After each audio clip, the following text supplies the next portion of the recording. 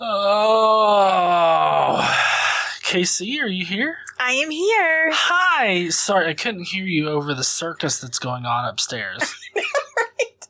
I don't know what the fuck that is. I don't know what kind of tumbly shit they're doing, but apparently it's very important. It has to be done at 3 o'clock in the afternoon. Anyways. I mean, it's better than 3 o'clock in the morning. I don't know. We're usually pretty dead asleep. Well, that's true. So unless it's a loud, bang, we're probably not going to hear it. Yeah. Anyways.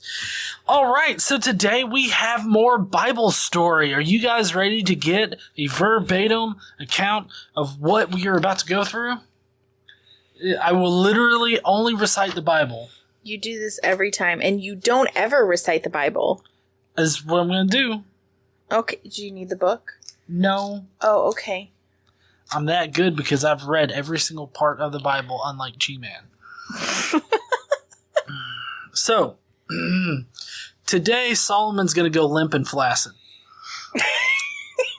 In more ways than one. It's not from the Bible. Well, I don't know. You're going to... I feel like I'm going to sway you to my side here in a minute. Basically, Solomon is the literal definition of a man whore. He fucked a lot of foreign bitches. More specifically, he ended up with 700 wives and 300 concubines. And if that doesn't make you flaccid, I don't know what will. So, are we going to talk about... We'll talk about it later. You keep on with your keeping on. Okay. Thank you, honey. You're welcome. So anyways, per God's prophecy or something, like God's, I don't know, God said some shit. He always says some shit. But it's some shit that he said in the past about marrying outside of your culture, basically. Which, at this point in time, it was like a race or a nation. A lot of people want to disagree with me on that, but y'all can fuck off. So anyways, his wives and concubines pushed him to start worshiping other fuckers, right? Doing all of this, what is it called? Sacrifices and shit. Started just the whole worship of other deities. Apparently, that's what he had to do, because of his 700 wives. His 1,000 count harem of bitches. He starts worshiping other people, which you got to figure he's got to get energy from somewhere. Might as well be from the nether realm with all these other gods, right? Anyways, so God told Solly that he fucked up big time by fucking all of these foreign bitches, and specifically because they convinced him with their vagina magic to worship other deities. Then God is going to pay a bunch of mercenaries to fuck with Solly over the years until his death. For one thing, he's got his dad, which he named himself after his entire culture was killed by David and I guess by Solly. I don't know. It's one of them fucks that killed him. Anyways, his dad's living in Egypt, even has a prize wife from the pharaoh that I guess he won in a ring toss tournament or something. I'm not sure. Whatever kind of hillbilly shit you do in Egypt. And he hated Solomon for what, the Israelites did to his entire culture. And then this guy named Rayson, which I can only guess that he's the son of Ray or something. Anyways, Rayson didn't like Solly at all either. Just reasons. I mean, do you really need to know the specifics here? He fucked up something in Rayson's life. So and then we get to Jerry, who was apparently promised the Israelite land by God after Solly bites the dust and becomes eternally flaccid. Apparently, God says, "Hey, you can have 10 tribes," and that was the deal he made there. Solly then tried to kill Jerry because who wouldn't be pissed off at that particular thing? Jerry fled to Egypt, of course, and waited there until Solly was dead, but yet when Solly dies, apparently Jerry doesn't take over the Israelite kingdom or whatever. Rory does. And if you guys don't know, the son called Rory in Solomon's, I don't know, didn't he? I think he's fathered every single Israelite at this point. Yeah, I mean, that's the only thing I can figure. He's one of many kids that just runs around the castle shitting everywhere, pissing everywhere. There's no order in there. I mean, you think you got 1,000 women in that place? You think they're going to be following anything? Fuck no, they are stacked 5 bitches high. And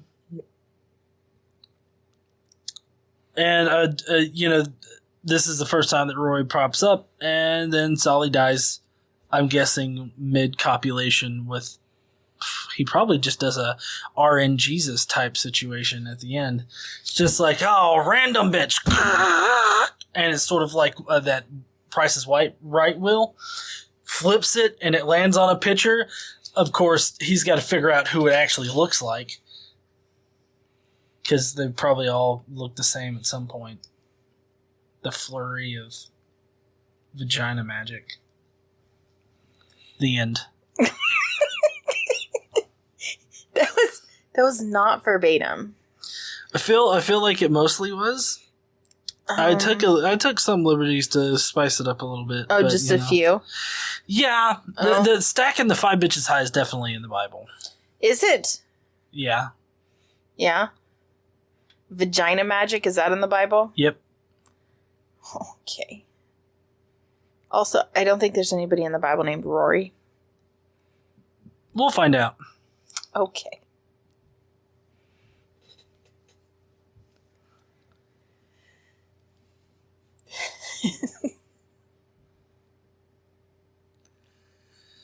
What's up, heathens? How y'all doing? So today we're going to talk about how Solly goes flaccid by stacking bitches 5 deep. No, we're not talking about that. You think he probably had threesomes? I mean, that would be one way to get like one fucking each year for each wife and concubine. Well, so this is the thing we were talking about, like, before, before we went on air, we were talking about how Solomon, he had 1,000 women, and so in order for each of those women to get fucked once per year, he'd have to have sex at least 3 times per day. With at least 3 women per day. Like, that would be exhausting. Yeah, it would be. Like, I mean, and he's getting fucked 3 times a day, but they're only getting laid once a year. So, like, he's got to put it down every time. Because they're only getting fucked 1 time per year. Oh, yeah. Because they're not allowed to fuck other people. Well, at least not with Solomon's knowledge. True. I mean, he's got a huge palace. You think that he knows who's fucking who in that palace? I mean, he barely understands who he's fucking that day. It's probably true. But you couldn't use the wheel method. Why not? Well, because then some women would get it twice per year or more times per year. Or does their picture fall off the wheel when they get picked? I'm sure there's rules and regulations for that. That would also have to be a giant wheel. No. So you just get a group of 10, you put all their pictures in there, and then you take one out once they've been laid. That's what I said, and you were like, there's rules. So is that I said that I'm sure there's rules and regulations. Uh-huh. But I don't know exactly what those are, but that sounds like a good one. Well, like, I would probably use that. Like, what if he favors one? Like, what if one is way better at sucking dick than the rest of them? And so he wants that one more than once per year. I don't know. This seems so complicated. It is. You want to go ahead and get to the story, though? Yeah, so we're doing Kings chapter 11 today, and we're going to talk about how Solomon's glory fades, not how his dick gets limp. I mean, I feel like this story explains why he goes flaccid. Okay? I mean, say what you want, but but in all seriousness, though, we have skipped, because we noticed in your comments from last time that a lot of people wanted us to just continue with the story, and we're going to do a special, like, little study over the Proverbs parts. We're going to probably not hit on the mundane shit, but if there's something in there that really catches our eye, we'll probably talk about it. Yeah, I'll read through the Proverbs and highlight the most interesting, and we'll go through and do a special Proverbs show.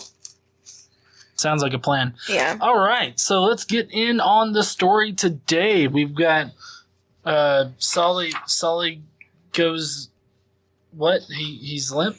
No, that's... Why don't you just let me take over? Okay. Okay, so I already said we're going Kings chapter 11 today, right? Yeah. Okay, So King Solomon, last time we talked about how he married Pharaoh's daughter, right? Right. And built her a castle and such. So King Solomon loved many foreign women besides Pharaoh's daughter: Moabites, Ammonites, Edomites, Sidonians, and Hittites. They were from nations about which the Lord had told the Israelites, "You must not intermarry with them, because they will surely turn your hearts after other gods." Nevertheless, Solomon held fast to them in love. He had 700 wives of royal birth and 300 concubines, and his wives led him astray. So again, here we are. Women are the evil bitches leading the men astray. Because the men would be totally fine and super godly without the women. Right. Right. As Solomon grew old, his wives turned his heart after other gods, and his heart was not fully devoted to the Lord his God, as the heart of David, his father, had been. You know, that vagina magic is pretty powerful. How would he have time to do anything other than fuck? Okay, look, here's my idea about it. There's not really a lot for Solomon to do, right? I mean, he delegates things, right? There's an occasional ruling probably where he's got to, like, make some decrees or something like that, or maybe do a ceremony or something like that. But, I mean, for the most part, he's just sitting around the castle playing with his dick. So why not have somebody else play with your dick? So besides having 1,000 women to fuck, he also plays with himself? I'm just saying, like, there's if somebody, no way he can be hard that much. No. I'm saying that if he doesn't have the women playing with his dick, he would just be sitting there playing with his dick. So why not have other people play with your dick? I mean, I don't know the answer to that question. I don't have a dick. But what I'm saying is that, like, just because he delegates doesn't mean he doesn't have, shit to do. Like, I delegate stuff at work, but I still have a lot of shit to do. I mean, at some point, his dick's got to get, like, hurt, doesn't it? Like, I don't know, at least 3 times a day. So we were moved on from the dick. We were talking about his responsibilities to the kingdom of Israel. Oh, I'm sorry. It's okay. I mean, I understand you get, super focused on the dick. It's like, that's the tunnel vision. Or just dicko vision. Dicko vision. So, I'm just saying, just because he delegates doesn't mean he doesn't have anything to do. Okay, true. I guess so, but I mean, it's a lot of time to fill in the day. Okay. Anyway, so he followed other gods as well, right? It doesn't say that he stopped following Yahweh. Mm-hmm. It just says that he followed other gods too. Well, yeah, and that was the fault of his wives. Well, yeah, but remember, Yahweh is very jealous. It's true. And he only wants the Israelites to worship him. Otherwise, he's going to fuck them up. Right. It says so in the 10 Commandments. So he followed Ashtoreth, the goddess of the Sidonians, and Molech, the detestable god of the Ammonites. And let's see, who else did he follow? I think we're going to get there. Let's see. So Solomon did evil in the eyes of the Lord. He did not follow the Lord completely as David his father had done. On a hill east of Jerusalem, Solomon built a high place for Chemosh, the detestable god of Moab, and for Molech, the detestable god of the Ammonites. He did the same for all of his foreign wives, who burned incense and offered sacrifices to their gods. Right. So, understandably, knowing, God, mm-hmm. He's pissed, right? Well, of course. So he's angry with Solomon because his heart turned away from the Lord, the God of Israel, who had appeared to him twice. Although he had forbidden Solomon to follow other gods, he did not keep the Lord's command. So the Lord said to Solomon, "Since this is your attitude, and you have not kept my covenant and my decrees, which I commanded you, I will most certainly tear the kingdom away from you and give it to one of your subordinates. Nevertheless, for the sake of David your father, I will not do it during your lifetime. I will tear it out of the hand of your son. Yet I will not tear the whole kingdom from him, but will give him one tribe for the sake of David, my servant, and for the sake of Jerusalem, which I have chosen." Then the Lord raised up against Solomon an adversary. So we're going to talk about a couple of different adversaries that God raises up against Solomon because, he's lived in peace for quite some time. Because he was following the rules. Well, Right. when he started not following the rules, now we've got to have adversaries. Right. So Hadad, the Edomite, Hadad. Hadad, not his dad, Hadad, the Edomite, from the royal line of Edom. Earlier, when David was fighting with Edom, Joab, who's, he's dead now, but he was the commander of the army at the time, he'd gone up to bury the dead and struck down all the men in Edom. Joab and all of the Israelites stayed there for 6 months killing people. That's a long time to be killing people. Well, they had to kill them all. Here's the problem. They left one alive. They missed one. Damn it. Spent 6 months. Missed one. So they probably missed more than one. Well, they definitely did. But Hadad, still only a boy, fled to Egypt with some Edomite officials who had served his father. They set out from Midian and went to Paran. Then taking men from Paran with them, they went to Egypt, to Pharaoh, king of Egypt, who gave Hadad a house and land and provided him with food. I mean, these Israelites seem to have the accuracy of stormtroopers. Well, I mean, they probably snuck away. They probably didn't know about him. Yeah, okay. Good point. Because, I mean, he was with Edomite officials. They would have killed them. Yeah. So Pharaoh was so pleased with Hadad that he gave him a sister of his own wife, Queen, what's her name? Tampons? No. In marriage, the sister of Tapenes. Tapenes sounds worse. Depends. It sounds worse. It's T-A-H. Where is it? Let's see. I lost it. T-A-H-P-E-N-E-S. Anyway, she bore, not the queen, but the sister, bore Hadad a son, and who lived with Pharaoh's children. He lived right there with Pharaoh's children. They played together, whatever. So while he was in Egypt, Hadad heard that David rested with his fathers and that Joab, the commander of the army, was also dead. Then he said to Pharaoh, "Let me go that I may return to my own country." And Pharaoh was kind of upset, and he asked him, "What have you lacked here that you want to go back to your own country?" And Hadad tells him, "Nothing, but do let me go." So he's going to rise up against Solomon, I guess for the sins of the father, because it wasn't Solomon who did this, it was David, but still. Right. I think this is all because of God saying that he was going to cause, he was going to take the kingdom from Solly's son. Yes. Right? Yeah. So then we have Ruzan, isn't that Ruzan? Ruzan, I think is what it is. And God raised up Solomon another adversary, Ruzan, son of Eliada, I have no idea, who had fled from his master, Hadadezer, king of Zobah. He gathered men around him and became a leader of a band of rebels when David destroyed the forces of Zobah. The rebels went to Damascus, where they settled and took control. Rezon was Israel's adversary as long as Solomon lived, adding to the trouble caused by Hadad. So Rezon ruled in Aram and was hostile towards Israel.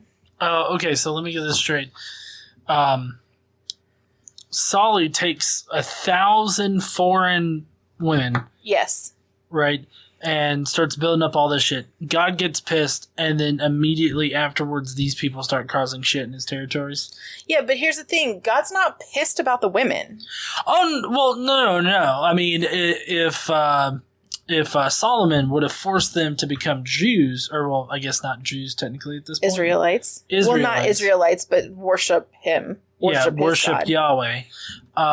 Then everything would be fine. Yes. So there was no problem on God's part for the number of bitches. No. It's just the fact that they're foreign, and that, according to God, that caused Solomon to worship other gods. So it's really just the worship of other gods. Yes, that is the problem. And that is very clear in everything written here in Kings that is the problem. Right. It's not a problem that he had many wives, even if it had been something reasonable. Because you'll see apologists argue against polyamory, right? Mm-hmm. Or polygamy. You see them argue against it because God said marriage is between one man and one woman. Well, that's ridiculous. God did not have a problem with all of these women being married to Solomon. His only problem was that those women worshipped other gods and they led Solomon astray. And Solomon, therefore, worshipped other gods as well. So that was the only problem. Right. Okay. Next, Jeroboam rebels. He's the son of Nebat. He rebelled against the king. He was one of Solomon's officials. He was an Ephraimite from Zerada, and his mother was a widow named Zerua.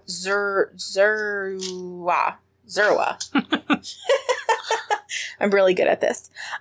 So here is the account of how he rebelled against the king, and we're still in 1 Kings chapter 11 here. All right. So let's see. Solomon had built the supporting terraces and had filled the gap in the wall of the city of David his father. Now Jeroboam was a man of standing, and when Solomon saw how well the young man did his work, he put him in charge of the whole labor force of the house of Joseph. About that time, Jeroboam was going out of Jerusalem, and Ahijah, the prophet of Shiloh, met him on the way wearing a new cloak. The two of them were alone out in the country, and Ahijah took hold of the new cloak he was wearing and tore it into 12 pieces. Then he said to Jeroboam, "Take 10 pieces for yourself, for this is what the Lord, the God of Israel, says. See, I am going to tear the kingdom out of Solomon's hands and give you 10 tribes. But for the sake of my servant David and the city of Jerusalem, which I have chosen out of all the tribes of Israel, he will have 1 tribe.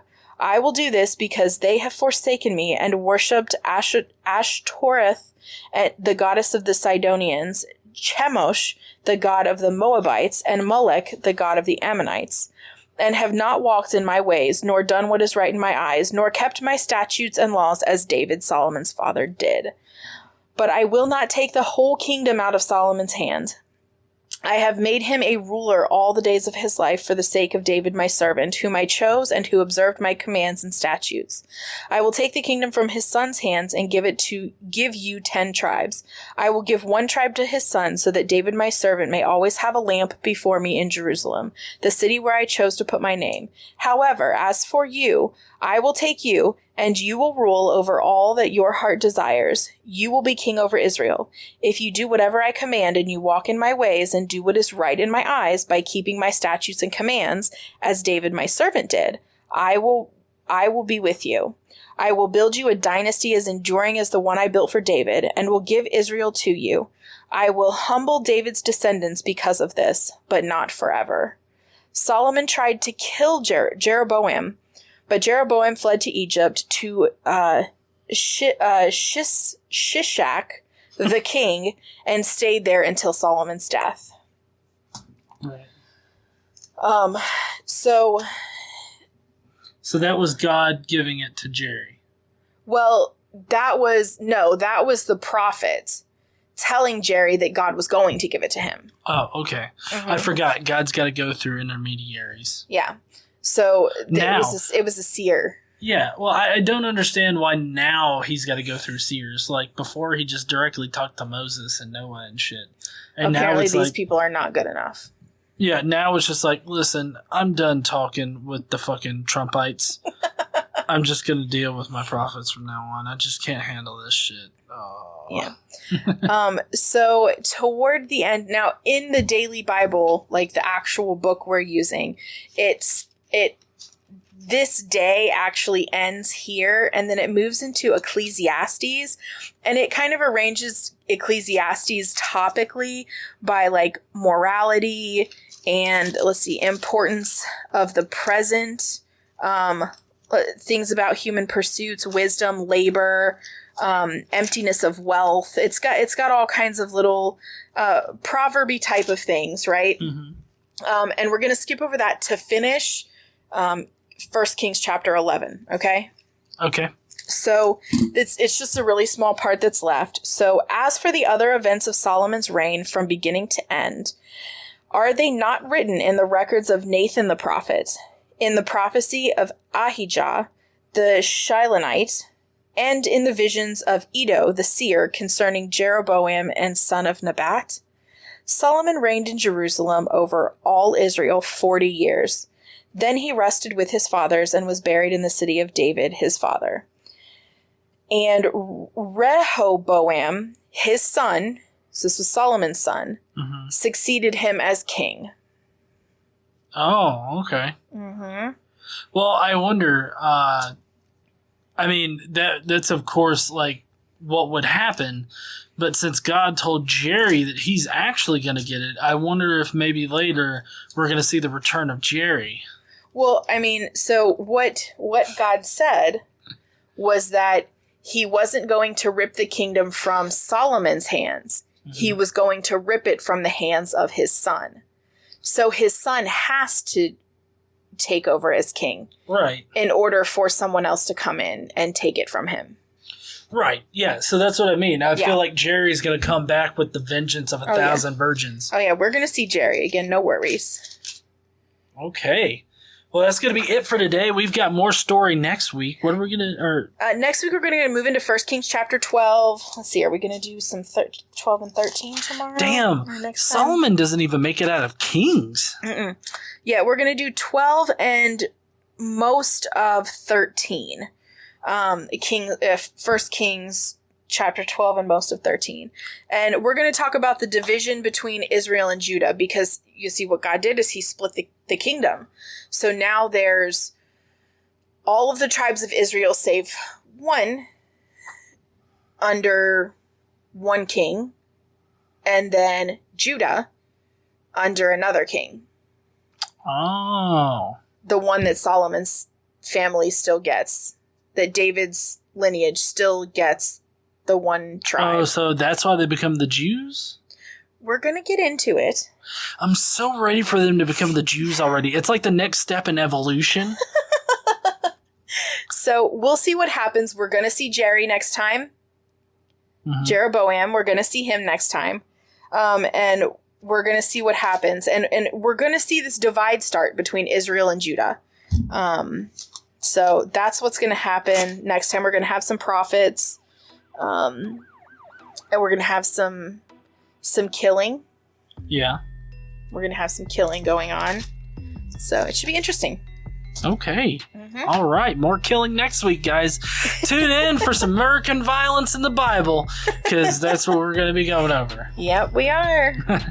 All right, heathens. Well, I hope that you enjoyed this Bible study, our own personal take on it and everything. If you did, hit that like button, subscribe, and don't forget to stand up and use your voice. bye, heathens. Bye, y'all.